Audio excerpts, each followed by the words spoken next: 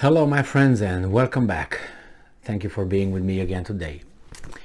The article that I have here today, or at least for this video, comes from the USA Today, and it brings some very interesting figures regarding Russians killed and other pieces of information.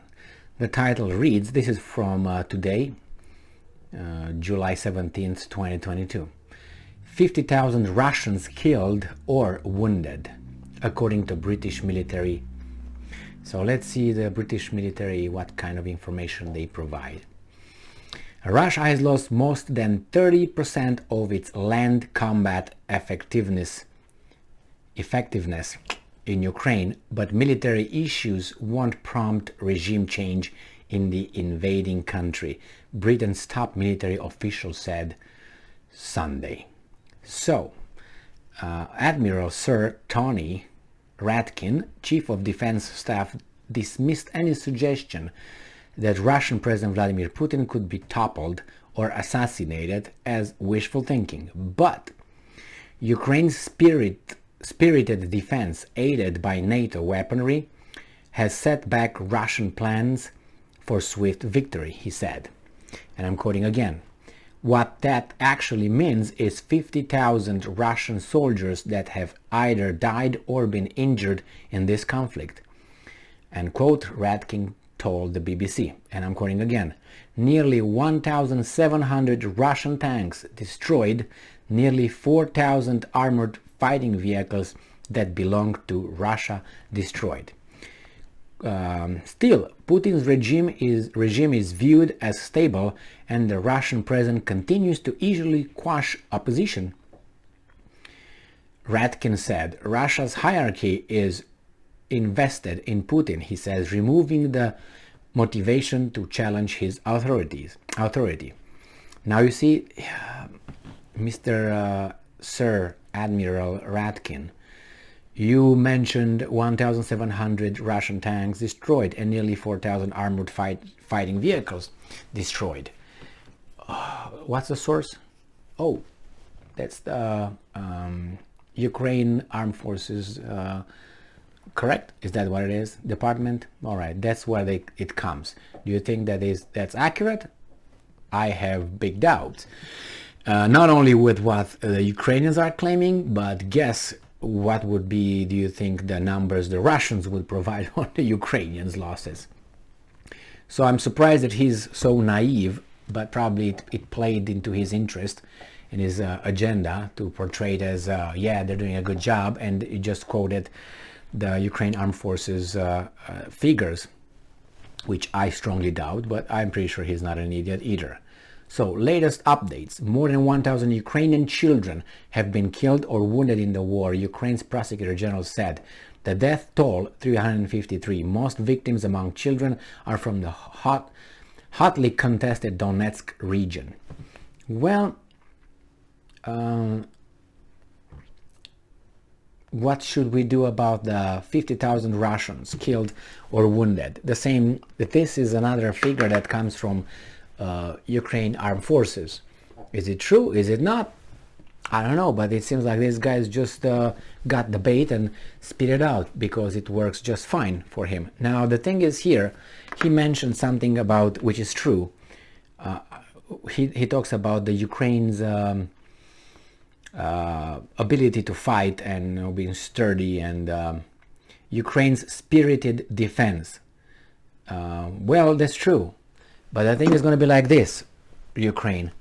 After you lose and your country is destroyed, your military is going to be up, your leader is going to run to their masters in London, like many others do the same thing.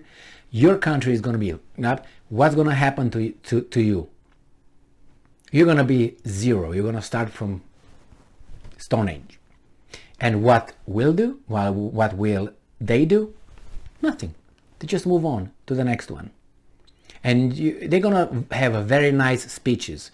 They will say, like this Sir Admiral Ratkin, gonna very nice speeches about your heroism, courage, opposition, determination, and all that. And you're gonna say, all right, the moon looks very good tonight. I wish we have a house. But look at Redkin and look at the Prime Minister of Great Britain. He told us that we're cool. Yeah, remember when we used to have a house? It was great. So there's a conversation the Ukrainians will have. They will feel all energized by the beautiful words coming from those guys who didn't lose anything, didn't vested anything, didn't hurt, didn't have any pain, but you did. And they helped you to get where? All right? This is what bothers me, because the things are very clear. I mean, clear, Ukraine has the right to defend itself. Why did it get to this point? That's the only thing that you should start from there. Why did it get to this point? Who wanted it to get to this point?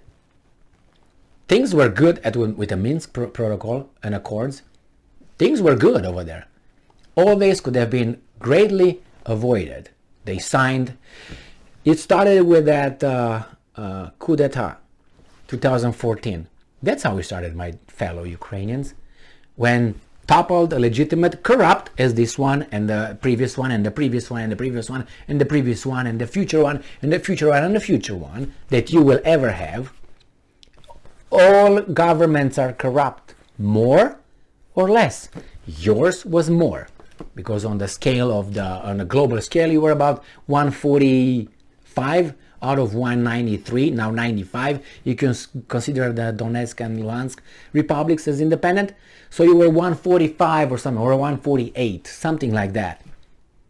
Okay, so you're kind of at the bottom. So you are very corrupt. So you're going to be corrupt, you were corrupt, you will be corrupt. The problem is you didn't have to get to this point. Who got you to this point? Was the Russians? The Russians toppled that guy? The Russians banned your language in Ukraine? The Russians banned your stations? The Russians sent the military when you said we don't recognize those guys over there because of the so-called revolution? Toppled the democratically elected government, how do you call that? And that the government next was recognized immediately by the masters.